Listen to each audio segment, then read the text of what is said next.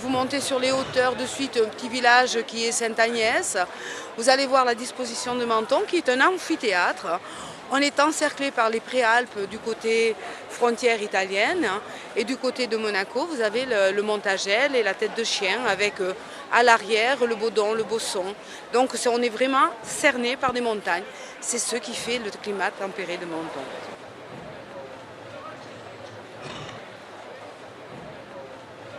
Le rattachement de Menton à la France a été fait le 15 avril 1860.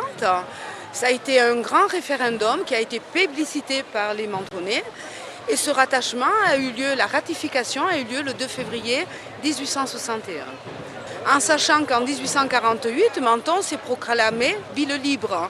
Et on a demandé le protectorat sarde.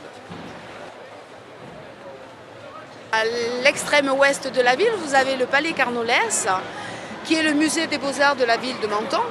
Mais ce musée est entouré d'une collection d'agrumes. C'est la première collection d'espèces d'agrumes d'Europe. Donc ils sont tous représentés dans ce jardin. Vous avez aussi bien des orangiers que des citronniers, bergamotiers, vous avez un oranger de Chine, vous avez des clémentiniers, des mandariniers et le petit kumquat aussi. Toutes les années, nous changeons le thème. Le thème, ça vient toujours de la municipalité.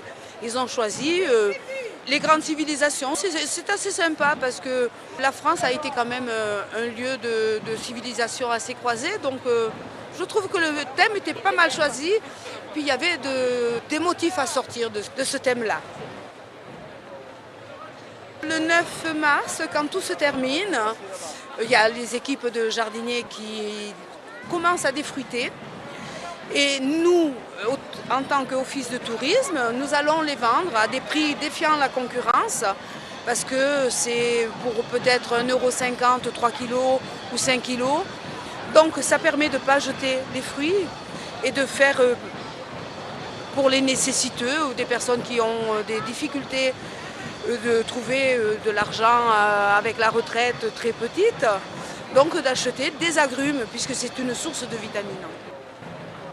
Puis on a un petit mal de gorge, on met du citron, un peu de miel et du citron, ça adoucit la voix. Le citron de Menton est miraculeux. Je suis Laurent Ganac, je suis agrumiculteur paysagiste à Menton. Je suis installé ici depuis une vingtaine d'années, originaire du sud-ouest de la France, mais je suis arrivé ici pour cultiver le citron de Menton. Menton, c'est le pays du citron, mais c'est surtout le pays des agrumes. Ici, on peut cultiver le citron, mais également l'oranger, le mandarinier, le clémentinier, également le citron vert, également le cédrat et le kumquat. Le kumquat, c'est un petit agrume donc originaire du Japon. On l'appelle Fortunella margarita ou Fortunella japonica. C'est un petit agrume donc, qui forme des petits arbres, généralement touffus, trapus, qui fructifient très facilement avec un fruit qui persiste très longtemps sur l'arbre. Le petit fruit est de couleur orange, de forme soit allongée, soit ronde. Le rond est un petit peu plus doux, un petit peu plus sucré, davantage recherché pour la confiture. Il rentre dans également pas mal de recettes de cuisine. Et c'est un agrume qui a la particularité de se déguster avec la peau. Généralement, la période de récolte des agrumes se situe l'hiver. L'agrume est un fruit hivernal. Donc les premiers fruits à se récolter à l'automne sont les clémentines. Ensuite arrivent les mandarines et les oranges pour les fêtes. Et puis en même temps le citron. Mais tous les agrumes de couleur orange donc, ne se récoltent que sur la période hivernale, c'est-à-dire qu'en fin d'hiver, ils commencent à sécher, s'il en reste sur les arbres, puis ils tombent. Et l'arbre rentre ensuite en végétation. Le citron de Menton, lui, est un citron 4 saisons, qui va arriver à maturité à la fin de l'automne. Et à partir du moment où il est mûr, il peut rester sur l'arbre donc, pendant des mois. C'est-à-dire qu'au printemps, si le citron n'a pas été récolté, il peut rester sur l'arbre et n'empêche pas l'arbre de rentrer en végétation, de refleurir, de continuer à pousser et de refaire des citrons.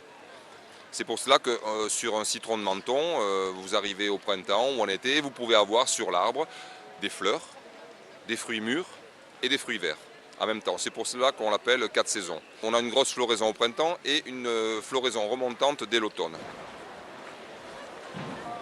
L'avantage de l'agrume, c'est que c'est un arbre qui se comporte très bien en pot. Il suffit seulement donc, de lui amener à manger très régulièrement parce que toutes les plantes en pot ont besoin de régularité donc, et de boire et de manger de manière très régulière. Mais le citronnier fructifie très bien en pot. Le citron de Menton sert particulièrement à la fabrication d'une liqueur au citron qui est donc le fameux limoncello de Menton.